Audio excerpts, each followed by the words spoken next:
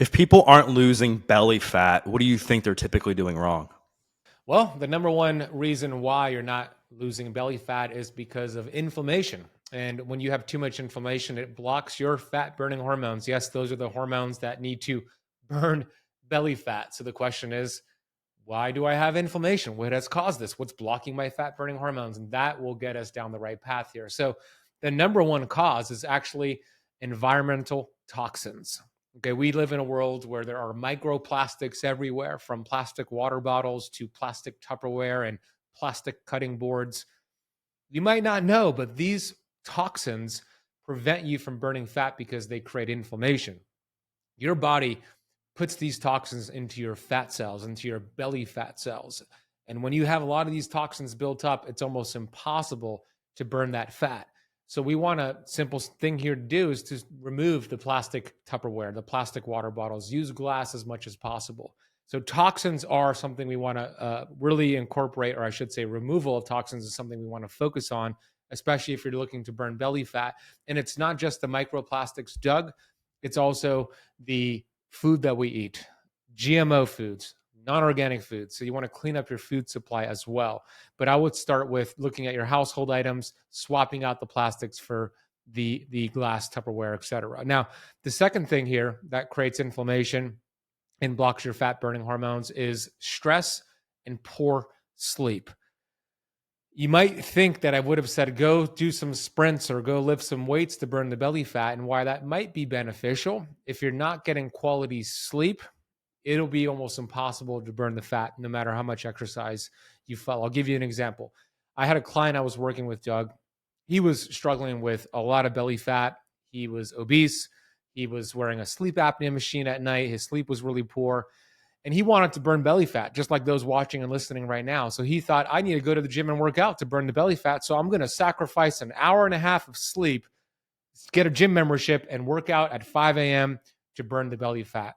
Nothing budged. As a matter of fact, he felt even more tired. And I told him, look, instead of doing that right now, let's get that additional hour and a half of sleep, activate those fat burning hormones, get quality sleep, and then we'll add in the exercise later on. And just doing that simple thing, actually exercising less and getting more sleep, he started to shrink his belly fat. He actually lost about 70 plus pounds in just a few months, got off his sleep apnea machine. So the second thing is sleep, especially deep sleep. You don't want to eat too close to bed. You want to make sure you're giving yourself at least 3 hours of digestion, no food before bed to get deep restorative sleep. I'll give one more thing here that's blocking you from burning belly fat: seed oils. They are highly inflammatory. They are rancid. They are an 80% of our food supply. These oils are found at your fancy restaurants. They're found at Whole Foods supermarket. They're found everywhere. These fats are so inflammatory, they create inflammation in your body for years. That is not an exaggeration. Studies show that when you consume these seed oils, and I'll give your audience an entire list in a minute, when you consume these seed oils, they are in your body. Half of them are still in your body 2 years later. 680 days later is the half-life of these seed oils. They're so inflammatory that there's a study by Dr. Martin Grudfeld that showed 25 French fries cooked in these seed oils produced the same amount of aldehydes, which is cancer-causing, inflammatory, as 25 tobacco cigarettes. All right, what does that mean? That means if you consumed one French fry from McDonald's, for example, that's equivalent to a tobacco cigarette smoked. So if you've never smoked cigarettes in your life, but you've eaten 10,000 French fries cooked in these bad fats, you've essentially smoked about 10,000 cigarettes. So here's the list of the ones you want to remove, and then I'll give you a healthier swap: canola oil, corn oil, cottonseed oil, soybean oil, sunflower oil, safflower oil, rice bran oil, and grapeseed oil. Write those down. Don't take that hit. You want to swap those out for foods, fats, and oils that lower inflammation and activate your fat burning hormones. Butter, yes, real butter. Ghee, duck fat, beef tallow, coconut oil, avocado oil. Doing that simple swap in just a matter of days, you're going to see your belly fat start to shrink. So those are my top three right there, Doug. And some people may say, I know we've talked about this before, like, Ben, I'm telling you, The reason that people aren't losing belly fat is because they're eating too many calories. I would love to hear your like deep thoughts about why this may not necessarily be true. The premise behind cutting calories to lose weight is this. We need to get the body to lose weight in order to get healthy. That's the thought process. The metabolism doesn't work that way. Look, I've been in this space of metabolic health for 17 plus years. I've lost 80 pounds of fat 17 years ago, kept it off. I've worked with thousands, tens of thousands of people all across the world. And I work with some of the best doctors and scientists, and I've interviewed them as well. And I've learned that this is the biggest mistake you could make when it comes to losing weight and burning belly fat is focusing on calories in versus calories out. Here's why. You don't have a weight problem. You have a weight symptom. By simply focusing on calorie counting and cutting, you are focusing on the symptom. We want to get healthy to lose weight, not lose weight to get healthy. So lowering inflammation is the key. Just focusing on calories is a distraction. Yes, calories matter, Doug. Absolutely.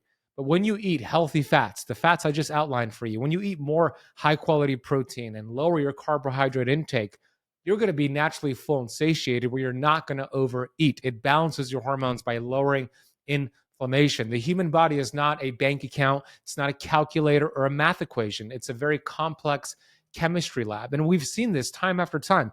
Here's the tricky thing about calorie counting. It works all the time in the beginning, but it never works long term. It fools you into thinking you just have to cut your calories more or exercise more to create a deficit. And then it works again for a little bit and then it stops working. In the meantime, you're destroying your hormones, creating inflammation, shortening your lifespan, and wrecking your metabolism. The great news is that you don't have to go down that route. I went down that route. It's a very bad way to lose weight. It's a distraction. You have to rely on willpower and sheer discipline to get through the day. That's not fun. But if you have a metabolism that's functioning the way God designed by lowering inflammation, by removing those interferences that I outlined, the weight will come off as a side effect. It might not happen as rapidly as being in a severe calorie deficit, but it does happen and it happens over time and it stays off. And that's the best news. Yeah. You talked about stress and sleep and how that can get in the way of people losing belly fat. What do you think are the biggest things people are doing, biggest habits that are actually destroying their stress levels and sleep? Well, our society in general is going to create stress, and the body cannot distinguish between a real threat like a lion or a tiger that's about to eat you, or being stuck in traffic or watching the news and seeing what's happening in the world or comparing yourself to other people on social media. All these are stressors, and it's the same whether it's a physical, an emotional, or a chemical stress. So we have the habit, most people, of doom scrolling on their social media feed. You know, studies show, Doug, the average person scrolls on their phone enough times, just like this, on their phone throughout an entire day to climb the Empire State Building, which is insane. It's creating something called dopamine resistance, similar to something called insulin resistance. Dopamine is a chemical that your body produces that helps you feel good and happy and satisfied. So every time you're on social media getting a dopamine hit, you're creating more of this dopamine surge and you want just more of it. That means you want to eat more inflammatory foods, high sugar foods. You want to do more addictive things that create a dopamine hit. Maybe it's drug, maybe it's video games, and it's leading you down a slippery slope. So when you do all the things I'm mentioning here, and fasting is a great way to resensitize your dopamine receptor sites. Studies are showing a 48-hour water fast resets your dopamine receptor sites. So one thing I would say here is stop the doom scrolling. And the second thing is purpose. You know, if you don't have a purpose in life, you're going to have these daily trivia going on, meeting these addictions, these bad behaviors. You're not going to treat yourself well. And a lot of people are not living on purpose with their purpose, Doug. They're what Earl Nightingale used to say, they're tiptoeing their way through life, hoping to land safely to death's door. It's not a fun way to live. So finding things you're passionate about raises oxytocin. Oxytocin automatically lowers the stress hormone cortisol. And that belly fat you have, that's called a cortisol belly. When your body is stressed out, it produces more cortisol and your body starts to store belly fat. This is a survival mechanism. Oxytocin is the antidote. You get oxytocin through doing things you love to do, watching funny movies, comedians, doing hobbies. For me, it's basketball, petting your dog, having sex. These are ways to raise oxytocin. And my favorite way to raise oxytocin is with vitamin G. If you're not taking vitamin G, Doug knows what vitamin G is. If you're not taking vitamin G, you're missing out. It's anti-inflammatory. It raises oxytocin, lowers the stress hormones, boosts your immune system, burns belly fat, helps with brain fog, helps with autoimmune conditions, helps with digestive issues. UC Davis has studies showing that vitamin G lowers blood pressure, lowers blood sugar levels. JAMA published a study looking at 49,000 nurses showing that the nurses who took vitamin G had a 9% reduction in dying from all-cause mortality versus nurses who didn't, and a 15% reduction in dying from cardiovascular deaths. So vitamin G is gratitude. It's the feeling of gratitude. As soon as you feel grateful, you automatically produce oxytocin and lower your stress hormones. So you talk a lot about like vitamin G and the importance of gratitude. Like, how do you think that that actually can make us like happier? Like, what do you think the science is, like logically speaking, as to why gratitude like actually works? I totally believe in it just as much as you do. I love it. I love the question as well. Chapter 10 of my new book, Metabolic Freedom, goes into the science of gratitude. There, it rewires your brain. Look, it's a universal law. We could all agree to this. What you feed energy into expands. In other words, what you appreciate appreciates, and what you think about and think about, you bring about. All right, let's talk about the science. There's a part of your brain called the reticular activating system. It's the size of your pinky and it's in your brainstem. It's there to filter out all of the stimulants your brain experiences every day. There's millions of things that stimulate the brain every day. And if you didn't have something to filter it out, the brain would short circuit. So it's designed to filter out what you've taught it to be not important. I'll give you an example of how this works on a real day-to-day scenario, and then I'll tie it into gratitude. Let's say you want to buy a new car. Let's say it's a red Ford truck. So you're doing a lot of research. You're spending a lot of time and energy looking up red Ford trucks. You're looking at Auto Trader. Should I buy it new? Should I buy it used? Should I lease it? And you make a decision to go to the Ford dealership and you buy that brand new Ford truck.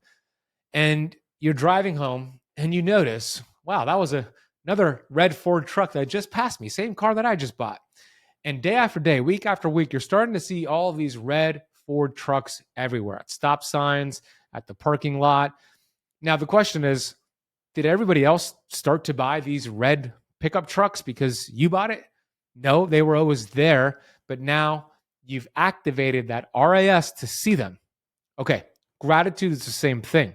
When you get into a daily practice of gratitude, things that you used to be resentful about and things that were problems turn into opportunities. Now you are grateful. And the more things you're grateful for, RAS starts to see more things to feel grateful for. And now it's just a snowball effect of gratitude where you're just lowering inflammation, burning fat, raising oxytocin. So the science is clear. People that practice gratitude have healthier mitochondria, healthier cells, better immune system, and less inflammation. Yeah. And something else I wanted to kind of double back on is, you know, one of my personally experiencing this, and then with my personal training clients, is that when we talk about calories in, calories out, and why people are like, you know what, it is calories in, calories out. Like, you know, 500 calories of, you know, Snickers is the same as 500 calories of chicken breast. And I don't know the science around how those interact with our metabolism, but what I do know is this: when you eat 500 calories of Snickers, you feel like crap afterwards, right? And I think there's something there that when you feel like crap, then you need more food sooner. So then you tend to overeat more because you're eating crap. So I think that like the argument there that has to be clear is whether or not anybody believes in calories in, calories out. Let's just take that out. What you eat definitely matters, no matter what you're doing as far as weight loss or fat loss, right? And I just want to make that clear that, you know, it does matter. Like what you eat matters. And so how do you see what people eat as far as how that impacts their mind, their stress, etc.? Yeah, to your point, it's about the quality of the calories more than the quantity, and what you eat does matter. There's a metabolic response from the foods you eat. You gave the example of the Snickers, 500 calories versus chicken breast, 500 calories. With all that being equal in terms of the calories, completely different metabolic response after you consume the Snickers versus the chicken breast. You're absolutely right. If you consume the Snickers, you're going to be hungrier, more inflamed. You're going to want more food. Chicken breast will keep you full and satiated. It has protein. It has a little bit of fat. So that's going to be much healthier for you. In terms of food, food has a direct impact on your mood, on fat loss, on energy levels, and longevity because it's feeding your body the nutrients your metabolism needs to produce energy and burn fat. Or it's not feeding it if you're eating processed junk food. And when we go to the supermarket, man, we are being fooled by the brilliant marketing of these big food companies that have these packaged foods that look super healthy, gluten free, organic, all natural. I mean, you name the term, it's all over it. Keto friendly, whatever it is, only 200 calories, fat free, whatever it is. But when you look at the ingredients list, it's like 30, 40 different ingredients, things that you cannot even pronounce. So the most important thing to do is to not fall for the front of the label, turn it around and read the ingredient list. Like when you're eating whole foods like an avocado or eggs or beef, there's no ingredient list because you're getting what you see. The avocado is the avocado, the banana is the banana. But when it's processed, I'll give you an example, a potato. When you buy a potato, there's no ingredient list. It's just the potato. When you buy potato chips, there's about 25 ingredients. It's now processed. And it's a different response when it's processed versus the whole food. So a simple start, if this is something that's new to you, is to eat whole food. Not Whole Food supermarket, but actual Whole Foods is what I mean. Shop the perimeter, and if there's an ingredient you cannot pronounce, don't buy it. If you see any of those cereals I mentioned earlier, don't buy it. If you see high fructose corn syrup, don't buy it. Eat one or two single ingredient or double ingredient food, excuse me, and you're going to be much healthier. It'll impact your mood, your fat loss, everything just by making that simple switch. If there's 4 pounds of potatoes to make a whole bag of potato chips or something like that, right? So it just proves the point that what you do eat matters because I know me personally, I could down an entire bag of chips easily. I love potato chips, but there's no way I'm eating 4 pounds of potatoes. No way. I agree. Yeah, it's almost impossible to, right? Because it's not processed. It's whole food and it's much more filling and satiated, which then you eat less calories, but you're not thinking about it. You're not weighing your food, you're not calculating your calories. So that's what it's about. It's about eating whole food, staying away from the processed stuff. And I don't expect people to be perfect, but like if you could be 80% good here with eating 80% whole food, having 20% wiggle room, you'll start to burn some belly fat. You'll start to lose some weight, and then you start tweaking some things from there. We will get you back to this episode of the Adversity Advantage in just 1 second, but first, I want to give a quick shout out to today's sponsor, Timeline Nutrition. Some of my main priorities right now are optimizing my health, wellness, and longevity. And as many of you know, I've been a fan of Timeline Nutrition and MitoPure for a really long time, especially these new longevity gummies. And right now, Timeline has a special offer that you can get 20% off your first Timeline purchase. And there's never been a better time to experience the benefits of MitoPure. And if you use my code Doug at checkout, you will receive 20% off today. If you've been thinking about trying Timeline, this is your sign. Once again, they're offering my audience a 20% discount on all first-time purchases. So use code Doug at checkout to get 20% off, or go to timeline.com/Doug to get 20% off. Again, timeline.com/Doug to get 20% off your first purchase of MitoPure and Timeline Nutrition. Now back to the show.